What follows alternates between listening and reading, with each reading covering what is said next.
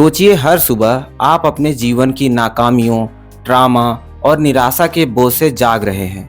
आप खुद को आईने में देखते हैं, मोटे, खोए हुए और हताशा में डूबे हुए। हर हिस्सा आपको यही बताता है कि यही आपकी किस्मत है। आप बिलीव करते हैं कि आप अपने बीते हुए कल की परछाई से कभी बाहर नहीं निकल सकते। लेकिन क्या हो अगर मैं आपसे कहूँ कि आपके अंदर उसी बॉडी और माइंड में एक अनटैप्ड पोटेंशियल छिपा हुआ है। ऐसी शक्ति जो आपको उस इंसान में बदल सकती है जिसकी आपने कभी कल्पना भी नहीं की थी। ये कहानी है एक ऐसे व्यक्ति की जो पूरी तरह से टूट चुका था, हार चुका था और जीवन छोड़ने की कगार पर था। लेकिन छोड़ने की बजाय उसने खुद से और दुनिया से लड़ने का फैसला लिया, सबसे पहले अपने आप से। यह कहानी है डेविड गॉगिंस की, एक ऐसे इंसान की जिसने खुद को होपलेस, ओवरवेट एक्सटर्मिनेटर से ट्रांसफॉर्म किया। उन्होंने ये कैसे किया? अपने माइंड को मास्टर करके और उन सभी लिमिट्स को पार करके जिन्हें वो पहले कभी संभव नहीं मानते थे। डेविड गॉगिंस का बचपन एक नाइटमेयर की तरह था। उनका जन्म बुफेलो, न्यूयॉर्क में हुआ था और उनके फादर टर्निस गॉगिंस एक अत्याचारी व्यक्ति थे जो अपने परिवार पर बहुत अत्याचार करते थे। टर्निस ने एक रोलर स्केटिंग रिंग चलाया और डेविड, उनकी मदर जैकी और उनके भाई को लंबे एग्जॉस्टिंग आवर्स तक काम करना पड़ता था। वहाँ कोई चाइल्डहुड जॉय या फ्रीडम नहीं थी। डेविड का बचपन उनके फादर के ऑर्डर्स और गालियों के इर्द गिर्द ही घूमता था। टर्निस गॉगिंस अपनी फैमिली को फिजिकल और मेंटल टॉर्चर देता था। डेविड ने अपनी मदर को कई बार पीटते हुए देखा, पर उनके पास कोई बचाव नहीं था। हर बार जब डेविड ने अपने लिए खड़ा होना चाहा, तो उसे और भी ज़्यादा वायलेंस का सामना करना पड़ा। स्कूल में भी डेविड एक आउटकास्ट थे। वो एक शांत, विथड्रॉन बच्चे थे जिसे लर्निंग डिसेबिलिटीज़ थी। वो पढ़ाई में स्ट्रगल करते थे और उनके ग्रेड्स खराब होते गए। उनकी ट्रॉमेटिक होम लाइफ स्कूल तक उनका पीछा करती, जिससे उनका भविष्य धुंधला लगने लगा। कई सालों की सफरिंग के बाद जैकी ने आखिरकार टर्निस को छोड़ने की हिम्मत जुटाई। वो डेविड को लेकर कहीं और चली गई, एक नई शुरुआत करने के लिए। लेकिन उनके चाइल्डहुड स्कार्स जल्दी नहीं मिटे। टीनेज ईयर्स में कदम रखते हुए डेविड डिप्रेशन, सेल्फ डाउट और होपलेसनेस का भारी बोझ उठाए हुए थे। टीनेज ईयर्स में डेविड गॉगिंस पूरी तरह से अलग इंसान थे, जैसे कि आज हम उन्हें जानते हैं। जब वो अपने अर्ली 20s में पहुंचे, तब तक उनका वेट लगभग 300 पाउंड था। वो एक एक्सटर्मिनेटर के रूप में काम कर रहे थे, जहां उनका दिन कॉकरोचेस को मारने में बीतता और वो अपनी रियलिटी से भागते रहते थे। उनकी लाइफ स्टैग्नेंट थी, कोई एम्बिशन नहीं, कोई ड्राइव नहीं, बस मीडियोक्रिटी का एंडलेस लूप। एक रात एक एग्जॉस्टिंग वर्किंग डे के बाद डेविड घर आए, सोफे पर बैठे और टीवी ऑन किया। जो उन्होंने देखा उसने उनकी ज़िंदगी बदल दी। नेवी सील्स पर एक डॉक्यूमेंट्री चल रही थी और जैसे ही डेविड ने उन पुरुषों को इंटेंस ग्रूलिंग ट्रेनिंग से गुजरते देखा, उनके अंदर कुछ जाग उठा। उनके दिमाग में एक विज़न आया, एक विज़न जहां वो खुद को उस ओवरवेट और ब्रोकन इंसान के रूप में नहीं, बल्कि एक वॉरियर के रूप में देख रहे थे। यहीं से उन्होंने नेवी सील बनने का फैसला लिया। लेकिन एक प्रॉब्लम थी, 300 पाउंड के साथ वो सील ट्रेनिंग के लिए बिल्कुल भी फिट नहीं थे। उन्हें 3 महीने में 100 पाउंड से ज़्यादा वेट कम करना था ताकि वो बेसिक फिजिकल रिक्वायरमेंट पूरी कर सकें। ये नामुमकिन सा लग रहा था। उनके सामने सारी विपरीत परिस्थितियां खड़ी थी, लेकिन डेविड ने पहले से ही ठान लिया था कि चाहे जो हो, वो अपने सपने को सच करेंगे। डेविड को पता था कि फिजिकल ट्रांसफॉर्मेशन सिर्फ आधी लड़ाई थी।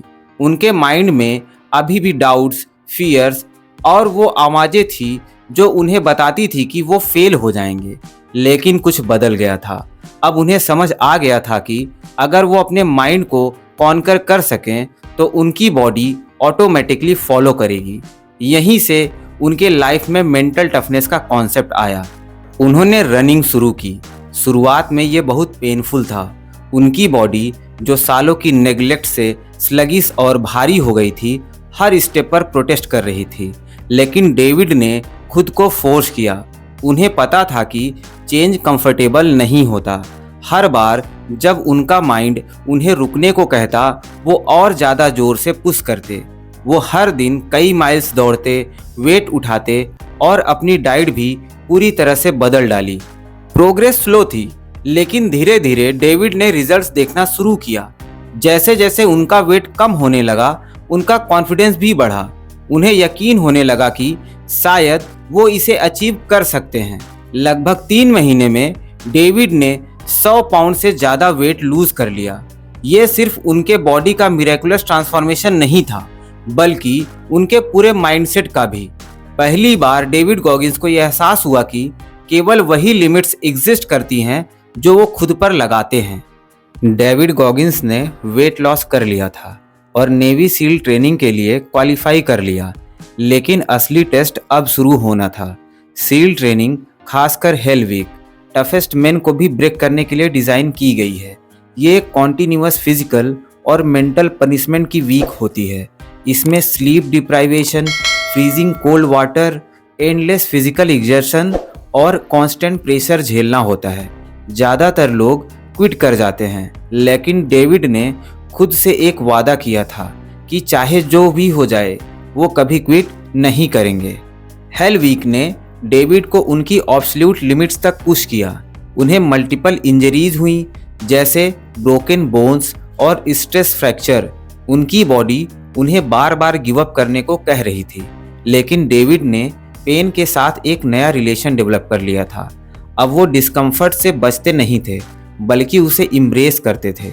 उन्हें समझ आ गया था कि पेन टेम्परेरी है, लेकिन क्विटिंग परमानेंट होती है।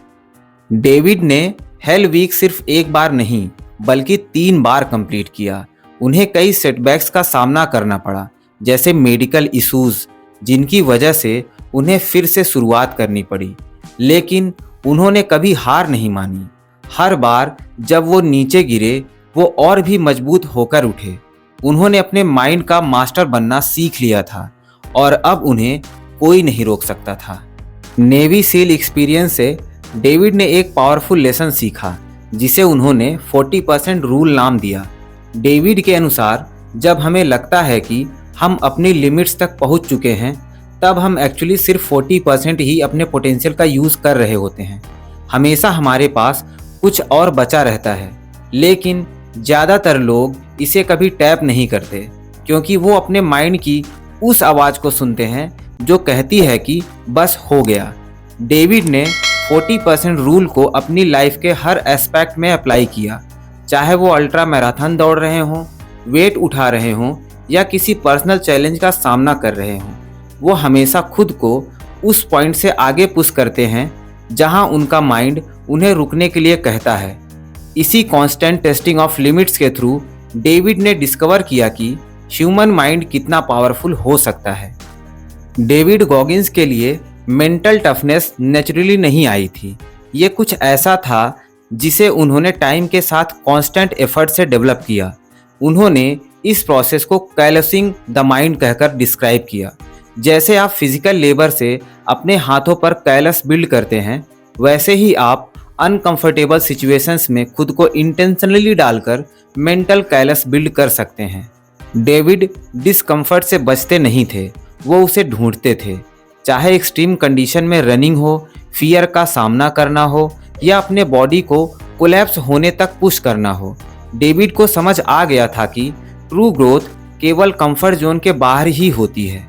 डेविड गॉगिंस का ट्रांसफॉर्मेशन नेवी सील बनने के साथ खत्म नहीं हुआ।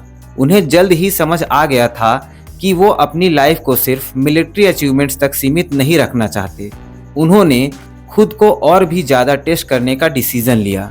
नेवी सील बनने के बाद भी डेविड ने कंफर्ट में सेटल होने से इनकार कर दिया। वो इंड्योरेंस स्पोर्ट में एक नए चैलेंज के रूप में आए। उन्होंने अल्ट्रा मैराथन और अल्ट्रा डिस्टेंस इवेंट में पार्टिसिपेट करना शुरू किया। रनिंग, बाइकिंग और स्विमिंग के ऐसे रेसेस जो ह्यूमन बॉडी की एब्सोल्यूट लिमिट्स को टेस्ट करते हैं। इनमें से कुछ रेसेस 100 माइल से भी ज़्यादा लंबे होते थे, और वो भी बिना किसी ब्रेक के। डेविड ने अपने बॉडी और माइंड दोनों को इस एक्सट्रीम फिजिकल डिमांड के लिए तैयार किया। डेविड का सबसे फेमस रेस बैड वाटर 135 था, एक ब्रूटल रेस जो डेथ वैली में आयोजित होती है, जहां टेम्परेचर 54 डिग्री सेल्सियस तक पहुंच जाता है। ये दुनिया की टफेस्ट फुट रेस मानी जाती है और इसमें हिस्सा लेना भी अपने आप में एक अचीवमेंट है।